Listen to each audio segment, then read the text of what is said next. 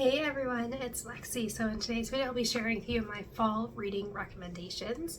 So fall and winter are some of my favorite times to read, and that's when I really dive into a lot of historical fiction, crime novels, sometimes fantasy, but I feel like that's more wintry. So this is kind of a compilation of books that I think would be perfect to read around the fall time, and they're kind of all over in terms of genre, which always makes it fun. Like I said, I like to kind of bounce around in terms of the genres that I'm reading. So yeah, without further ado, let's get started. First up, I have The Orphan Collector by Wiseman, and this one I think having all of us have gone through a pandemic, we can kind of relate to it. So it takes place during the Spanish flu pandemic in the early 1900s, where we follow this young girl whose mother ends up passing away from the Spanish flu, and her brother ends up going missing, and this has forever tormented her until we kind of follow her as she's older, trying to find out what happened to her brother, and it kind of goes from there. What I think, I will say kind of just be cautious when reading this, because the author doesn't sugarcoat or doesn't shy away from the kind of violence of the death of the people that had the Spanish flu. So it was very difficult to read that part, especially having kind of gone through a pandemic. Obviously we kind of have that personal connection, that personal experience, even though they're separated by a century. Like, a lot of the same feelings are the same. So just be aware of that, before reading that, if that might be too triggering for you. But I felt like this was a really, like I said, a really unique historical fiction, and one that I think hits really close to home to everyone, because we've lived through one. But yeah, this book was really, hard to read, but it was definitely really worth it, especially kind of seeing, the young girl kind of grow up and really, kind of try to find what happened to her brother, because that's always tormented her, and seeing her kind of slowly figure out what happened that fateful day that led to her brother disappearing was really heartbreaking at times, but definitely I would say a really unique historical fiction too, because I haven't really read anything a historical fiction that took place during a pandemic. So I think it is, again, a book I think that everyone should read. Next, I have Dragonfly by Leila Meacham. This is another historical fiction, and one that I haven't heard many people talk about, but this is one that I read during a book club during COVID. I don't remember if it was during the fall or not, if that's why I keep thinking of this one. But I think it's quite a big, it's quite a very large historical fiction, and I feel like as the weather starts to, at least where I live during the autumn season, it's really wet and rainy, so perfect time to be reading inside with a cup of tea and all that stuff.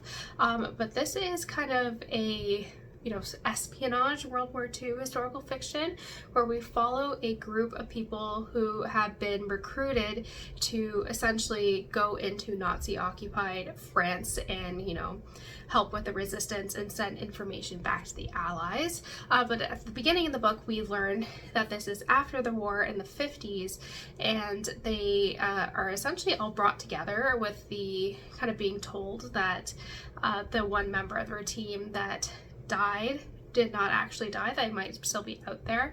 So as they're kind of coming to terms with this, we get flashbacks to them, getting recruited, the training, being, dropped into France and Paris, and then ultimately what led to the supposed death of one of their spy members. And again, this one is a little chonky, but it was definitely really worth it. It was a really fun historical fiction, and again, the espionage side, because something bad's gonna happen, so I felt always on edge. I always felt anxious for these characters and being found out, and just kind of them having to lie, and being worried that would come and haunt them. So this one, again, was one that was really fun and suspenseful, actually. So it was fun to kind of have that historical setting of Nazi occupied Paris, with a kind of cat and mouse espionage mix thrown into it, so it made it definitely a lot of fun to read, and a really unique historical fiction too, so that is always good. Next, I have The Thursday Murder Club by Richard Osman. I'm sure many of you guys have heard this one, but I feel like it is a perfect kind of cozy murder mystery, if there can be such a thing. But yeah, this one follows 4 people who live in a retirement village, and they have formed essentially what is the Thursday Murder Club, where they try to crack cold cases, but when murder comes to their doorstep, they kind of find ways to insert themselves into this ongoing investigation. And it's just really a joy to read. The kind of banter and friendship that these four people have for each other was definitely a lot of fun to read. And it's really just fun. It adds a lot of like humor into kind of what is essentially a very, very dark subject matter with a murder mystery. So it's fun to kind of take that really serious tone of a murder mystery and like spin it on its head to kind of add in kind of that warmth and humor. I feel like this is also what the Inspector Gamache series, my all-time favorite series, does so well, is that even though it is dealing with these dark subject matter, the author does integrate a lot of like warmth and humor into it. So I always think that makes it stand out. And like this series is just a lot of fun. I think because I saw that they're making this into like a Netflix movie or something. So maybe that's what sparked this one. But yeah, definitely cozy murder mystery is always fun to read this time of year. But if you're like me and you do like kind of more of that gritty, suspenseful murder mysteries, the kind of you're on the dark side, I definitely recommend 9 Elms by Robert Bryndza. This is his first novel in the Kate Marshall series, and basically the backdrop of this is we follow Kate Marshall, who 15 years prior ended up solving who was the 9 Elms murderer. Serial killer, essentially, and what should have been the highlight of her career ended up being the kind of downfall of her. The media ended up tearing her apart because of that, and she struggled a lot with substance abuse. So we follow her 15 years after that kind of fall from grace, where she is a criminology professor, and when a string of murders start taking place that have a very eerily similar MO to the 9 Elms killings, she kind of gets kind of thrown in with the investigation. It goes from there.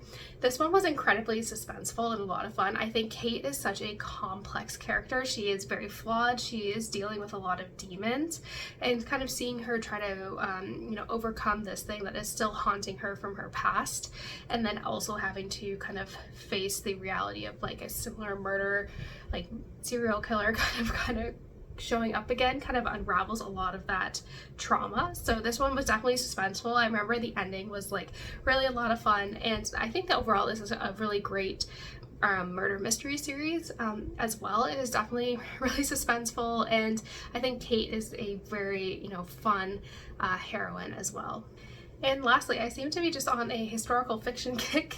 I have The Huntress by Kate Quinn, and this is basically a World War II historical fiction, but has a dual storyline.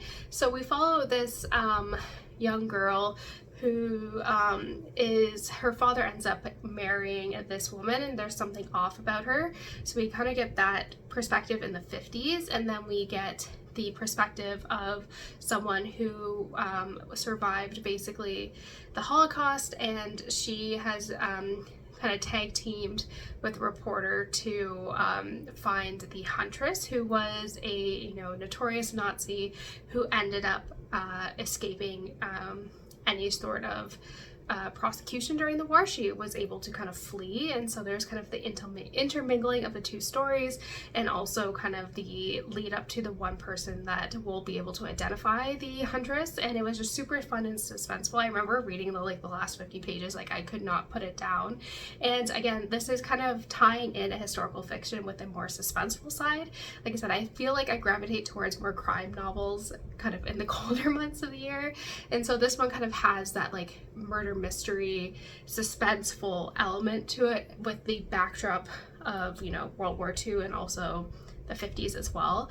And the author I feel like this author does a really good job at weaving in a bunch of different storylines and narrations, specifically looking like we get the 50s, we get during the war, we get the investigation from the journalist, these type of things, and the weaving of the storylines is done in a way that it doesn't feel like the overall arching story isn't kind of stop and go. It kind of progresses throughout each of these different perspectives and timelines, so I really appreciate that. And this one definitely is a lot of fun, super suspenseful, and yeah, definitely a lot of fun, and I cannot recommend it enough. So that's it, guys. Thank you so much for watching.